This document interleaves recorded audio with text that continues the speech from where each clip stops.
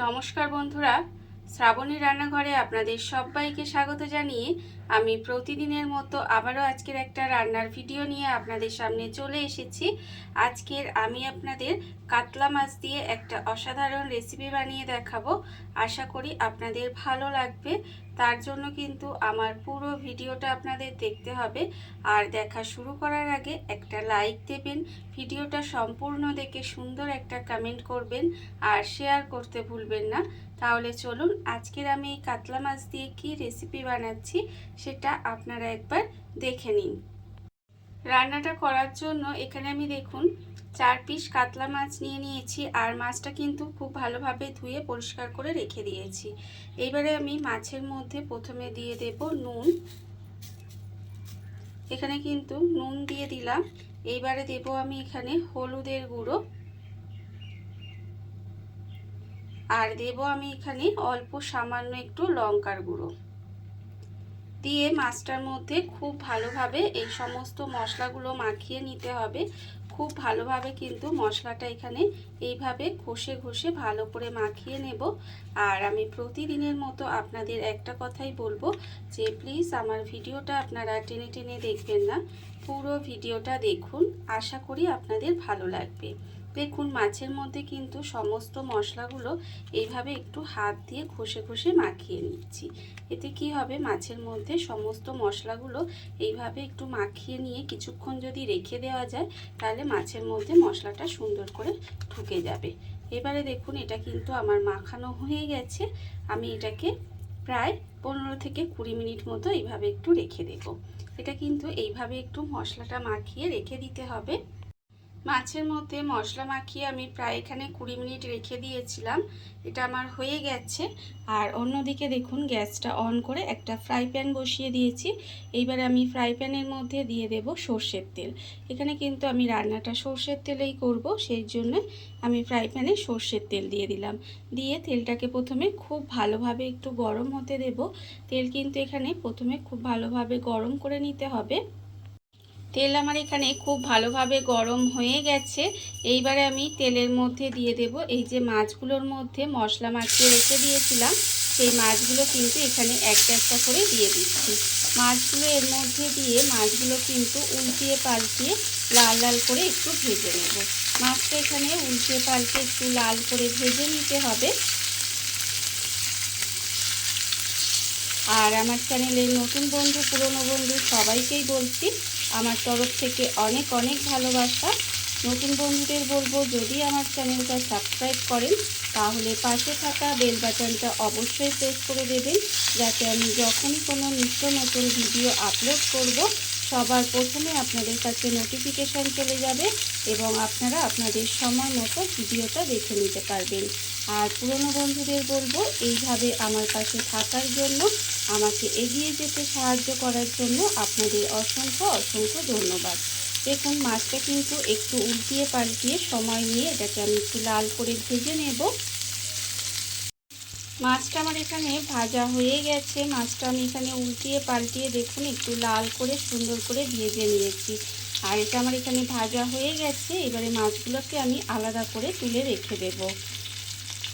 মাছগুলো আমি আলাদা করে তুলে রেখে দিয়েছি। এইবারে এই তেলের মধ্যে আমি দিয়ে দিচ্ছি প্রথমে দেখুন পেঁয়াজ। এখানে কিন্তু একটা একটু মাঝারি সাইজের পেঁয়াজকে এখানে আমি একটু কুচি কুচি করে রেখেছি, সেই পেঁয়াজটা এখানে দিয়ে দিলাম। আর দেব আমি এখানে টমেটো।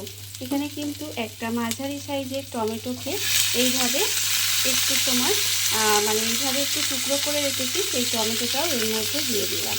দিয়ে এবারে পেঁয়াজ আর টমেটোটা একটু নরম হওয়া পর্যন্ত একটু নেড়ে চেড়ে রান্না করে নিতে হবে।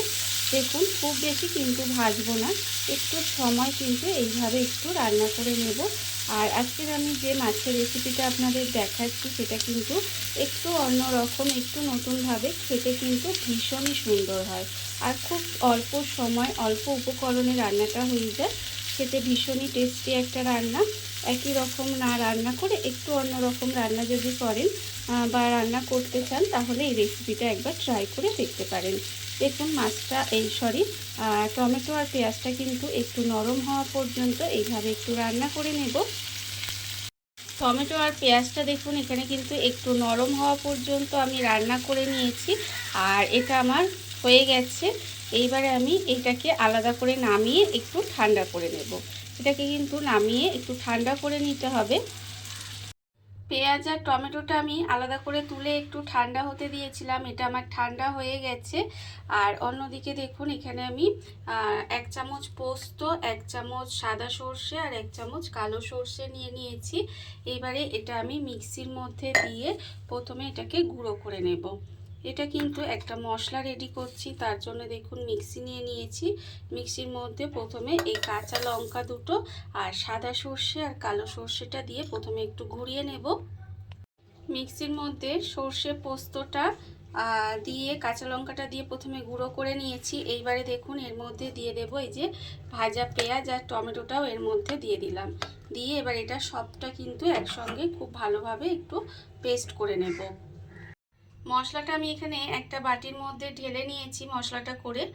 আর এবার অন্যদিকে দেখুন যে ফ্রাই প্যানের মধ্যে পেঁয়াজ আর টমেটোটা একটু ফ্রাই করেছিলাম, মাছটা ভেজেছিলাম, তার মধ্যে কিন্তু অল্প একটু তেল আছে। আর এখানে দেখাচ্ছি আপনাদের, দেখুন গ্যাসটা কিন্তু অফ করা আছে।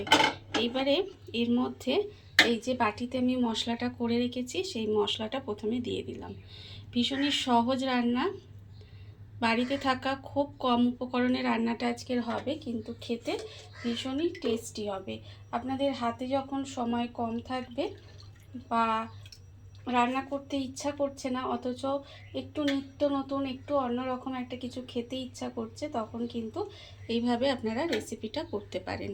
দেখুন এবারে মশলাটা দিয়ে দিলাম। এবার মশলার বাটি ধোয়া অল্প একটু জলও এর মধ্যে দিয়ে দিলাম। এইবারে আমি এর মধ্যে দিয়ে দেব দেখুন আন্দাজ মতো নুন দেব, মানে যতটা নুন লাগবে আর কি সেই পরিমাণে নুনটা এখানে দিয়ে দিলাম। আর দেব আমি এখানে হলুদের গুঁড়ো দিয়ে দিলাম। এবারে আমি এর মধ্যে দিয়ে দেব চিনি। আর ঝালের জন্য যেহেতু এখানে কাঁচা লঙ্কা দিয়েছি, আর কিন্তু এখানে গুঁড়ো লঙ্কা দিলাম না, আপনারা চাইলে একটু কাশ্মীরি লঙ্কার গুঁড়ো দিতেই পারেন, তবে আমি এখানে দেব না। এবারে সমস্ত কিছু দিয়ে এইভাবে একটু জাস্ট মিশিয়ে নেব। এইভাবে একটু মিশিয়ে নিলাম। মিশিয়ে নিয়ে এবার কিন্তু আমি এর মধ্যে দিয়ে দেব দেখুন যে মাছগুলো আমি আগে থেকে ভেজে রেখেছিলাম, সেই ভাজা মাছগুলো কিন্তু এর উপর থেকে একটা একটা করে দিয়ে দিচ্ছি। ভাজা মাছগুলো এর মধ্যে দিয়ে দিলাম। এবার আমি এর মধ্যে দিয়ে দেব ওপর থেকে একটু কাঁচা সর্ষের তেল। ওপর থেকে একটু কাঁচা সর্ষের তেল দিয়ে দিলাম। আর আমি এর মধ্যে দেব দুটো চেরা কাঁচা লঙ্কা। এখানে কিন্তু দুটো চেরা কাঁচা লঙ্কাও দিয়ে দিলাম। এবার এটাকে ঢাকা দিয়ে দেব। ঢাকা দিয়ে গ্যাসটাকে অন করে দিতে হবে। এবার কিন্তু আমি গ্যাসটাকে অন করে দেব। এখানে আমি দেখুন গ্যাসটা কিন্তু অন করে দিয়েছি, এই যে দেখতেই পাচ্ছেন গ্যাসটা অন করে দিয়ে এবারে ঢাকা দিয়ে এটাকে কিন্তু একটু সময় এইভাবে ঢেকে রান্না হতে দেব। ঢাকা দিয়ে কিন্তু এইভাবে একটু রান্না হতে দিতে হবে।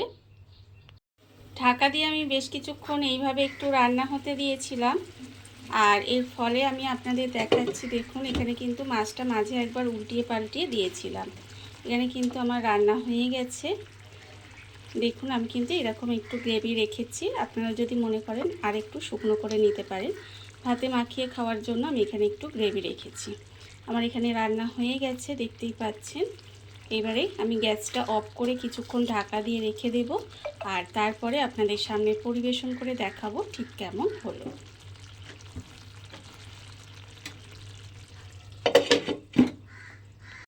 দেখুন বন্ধুরা, বাড়িতে থাকা কত অল্প উপকরণে কত অল্প সময় কত সুন্দর একটা কাতলা মাছের রেসিপি তৈরি হয়ে গেছে, আপনারা দেখতেই পেলেন। আর এটা কিন্তু খেতে ভীষণ সুন্দর হয়। এইভাবে আপনারাও একদিন হলেও বাড়িতে বানিয়ে দেখতে পারেন।